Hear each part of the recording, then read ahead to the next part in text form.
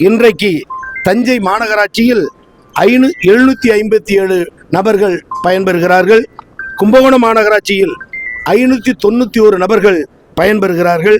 திருவையாறு நகராட்சியில் 96 நபர்கள் பயன்பெறுகிறார்கள்.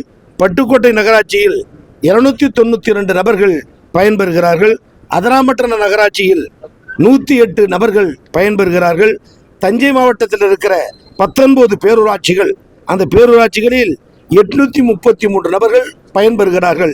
அந்த வகையில் தஞ்சை மாவட்டத்தில் இந்த திட்டத்தின் அடிப்படையில் ஒட்டுமொத்தம் 2677 பேர் பயன்பெறுகிற திட்டத்தை காலையிலே நம்முடைய சட்டமன்ற உறுப்பினர்கள், வணக்கத்துக்குரிய மேயர், துணை மேயர், மாவட்ட ஆட்சித்தலைவர், மண்டல குழு தலைவர்கள், மாநகராட்சி மன்ற உறுப்பினர்கள் ஆகியோர் முன்னிலையில் இன்றைக்கு நாங்கள் தொடங்கி இருக்கிறோம்.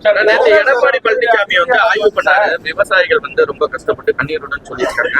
நெற்பயிர்கள்லாம் காஞ்சிருக்குன்னு சொல்லி நேற்று பார்த்துட்டு போயிருக்காரு. வடிகட்டின பொய் என்று சொல்லுவார்கள். ஆனால் வடிகட்டியதிலும் வடிகட்டிய பொய்யை முதலமைச்சர் ஆக இருந்த எடப்பாடி பழனிசாமி தஞ்சையில் சொல்லியிருக்கிறார். வேறு மாவட்டத்தில் சொல்லியிருந்தால் கூட ஏதோ சற்று நகைப்போடு ஏற்றுக்கொள்ளலாம். ஆனால் நெல் உற்பத்தியில் இதுவரை செய்யாத சாதனையை செய்து காட்டியது கழக அரசு, தளபதி தமிழக திராவிட முன்னேற்ற கழக அரசு. வேண்டுமேயானால் அதிமுக ஆட்சியில் நெல் கொள்முதல் எவ்வளவு, கழக அரசு அமைந்ததற்கு பிறகு நெல் கொள்முதல் எவ்வளவு, அதிமுக ஆட்சியில் விளைவிக்கப்பட்ட நெல் நில அளவு எவ்வளவு, கழக அரசு அமைந்த பிறகு நெல் பயிரிடப்பட்ட அளவு எவ்வளவு என்பதையெல்லாம் கணக்கிட்டு பார்த்தால் அபரீத வளர்ச்சி அடைந்து தஞ்சை மாவட்டம் நெல் உற்பத்தியில் சாதனை படைத்திருக்கிற இந்த தருணத்தில் அவர் சொல்லி இருப்பது வடிகட்டிய பொய். விவசாயிகளும் பொதுமக்களும் நம்ப மாட்டார்கள்.